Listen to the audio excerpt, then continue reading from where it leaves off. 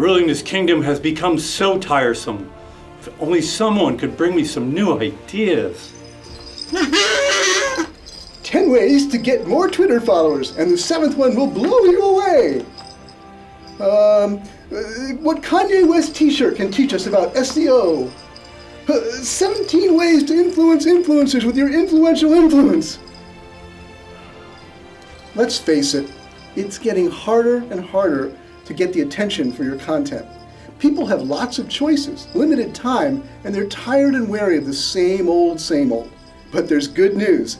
It is still possible to produce content that earns and keeps the attention of your key audience. I'm Mark Traphagen, and in this episode of Here's Why, I'm going to ask the king of content, Enge, why there is still hope for content marketers and how to earn the attention you need.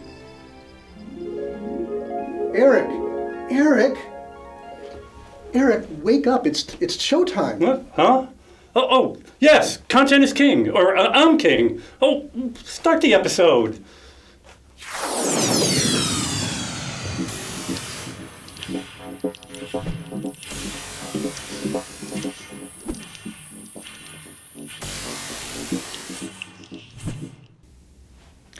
Eric, we hear terms like content shock and content overload more and more. And is there really any evidence that most content is getting little or no attention? Indeed there is, Mark. The social media measurement tool BuzzSumo did a joint study with Moz that revealed that 75% of brand content had earned no links. And out of the 25% that did have links, only a tiny minority had any links of significance. Furthermore, they showed that most content gets little to no social media engagement as well. Sounds pretty bleak. So should we just give up on content marketing as a lost cause? No, in fact, I believe in it now more than ever. So really, why is that? Well, because what we see is that for those who do discover the secrets of connecting with and engaging their target audience, the rewards of content marketing are really too rich to ignore. Content remains the best way for businesses to establish brand, reputation, trust, and authority, as well as to build meaningful relationships with their prospects and customers. The problem isn't that people are tired of content. People are as hungry for information as they ever were. It's just that everyone is aware that they have a vast amount of choice in what content they'll spend their time on. If your content marketing rewards the time they give to it, you've earned their love and loyalty. But won't creating and promoting the kind of content that achieves those goals take huge budget? Is it true, as Mark Schaefer said in his widely shared Content Shock post, that only those with deep pockets can win the content wars? Well, I don't believe that only the rich will get richer when it comes to content effectiveness. At least, huge budget isn't absolutely necessary.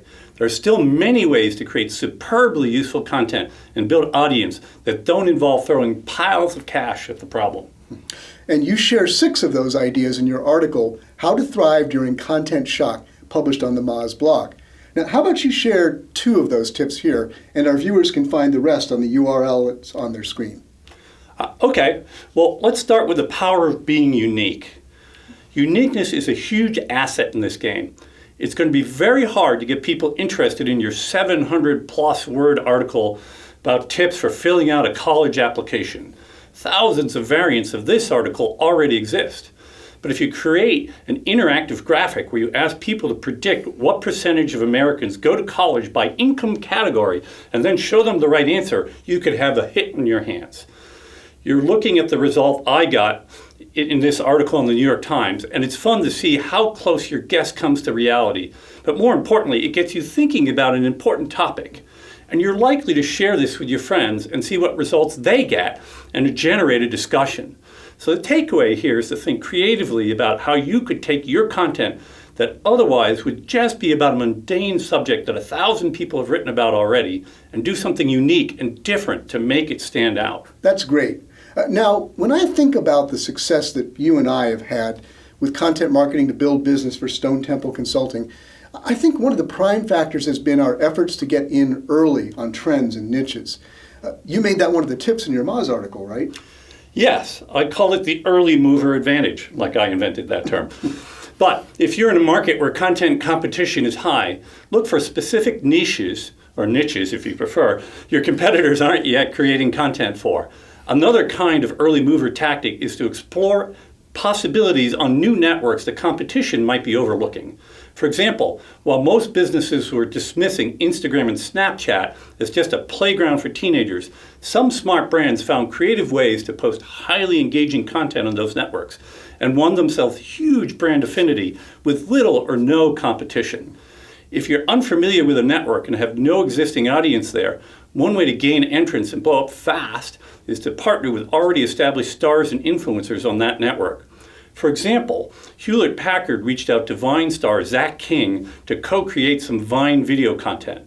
Of course, that got HP exposed to Zach's huge Vine following, 3.5 million followers, while at the same time, HP put his Vines in their TV post, instantly making their brand cooler to a younger generation. These are great ideas, Eric. So being unique and being an early mover. Those are just two of the tips you find for creating content and content marketing that works in Eric's article on the Moz blog. Go to the URL on your screen now to read the rest. The video you just watched is one of over 50 in our Here's Why series. Our Here's Why videos really are a training course in the fundamentals of SEO, content marketing, and social media marketing that you can access for free. So check out all our Here's Why videos at the URL on your screen now. And while you're on that page, be sure to click the subscribe button so you'll get notified of all our future videos. We publish a new Here's Why every Monday, so please join us again next time to learn the why behind the what of digital marketing.